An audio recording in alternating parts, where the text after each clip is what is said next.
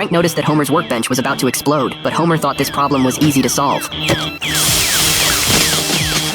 That got it. Then Homer prepared to drink a soda, but he grabbed concentrated sulfuric acid by mistake. At the critical moment, Frank threw the concentrated sulfuric acid against the wall. He angrily scolded Homer for almost drinking a bottle of concentrated acid. Homer didn't care and just found it funny. Stop laughing, you imbecile! Don't you realize how close you just came to killing yourself? The boss walked by and asked who had damaged the wall. He did. Is this true? Technically it is true, sir, but... Mr. Burns called Frank into the office and scolded him severely and fined him 2 months' salary. Angrily, Frank went to Homer and declared on the spot that he wanted to cut all ties with him. Because from now on, we're enemies.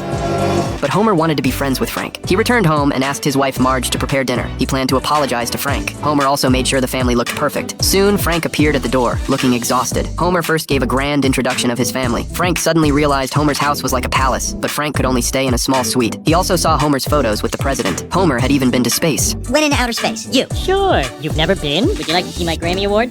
No! Frank broke down. He reflected on his life. At 4 years old, he was abandoned by his parents. He survived by working as a delivery boy. On his 18th birthday, a barn explosion blew him away. After recovering, he taught himself constantly. Through his own perseverance, Frank earned a degree in nuclear physics. Now he worked diligently every day but had nothing, while Homer did nothing and yet had everything. Frank believed that lazy people like Homer didn't deserve such a good life. Homer's existence made hardworking people a joke. Frank's words made Homer a little depressed. The next day at work, Homer felt hesitant to face Frank. He thought Frank hated him. He just feels insecure because you're getting through life so easily, and it's been so difficult for him. Marge suggested he work seriously. Maybe then Frank wouldn't dislike Homer so much. Homer decided to take his work seriously. He dressed neatly, behaved as if he was going to work hard, and greeted Frank politely. But Frank thought Homer was pretending to be serious, Hey, what do you got against Homer anyway? because Homer was a fool. Since Homer became a safety officer, factory accidents doubled every year, yet he was never fired. Lenny thought everyone makes mistakes. Homer is not okay, and I want everyone in this plant to realize it. I would die a happy man if I could prove to you that Homer Simpson has the intelligence of a 6-year-old. Suddenly, he saw the factory was hosting a children's model contest. He removed the child-related information and then placed the poster on Homer's workbench. Homer wanted to participate in the model contest. He planned to leave work early to build his model at home.